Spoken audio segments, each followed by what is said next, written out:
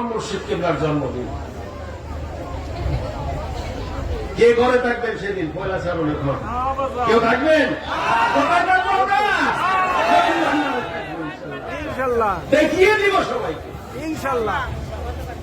হাবিব বাবা, তুমি আমাদের দেখো আল্লাহর রহমত নিয়ামত বরকত দিয়ে, কিন্তু তোমাকে দেখানো আমাদের ক্ষমতা দাও।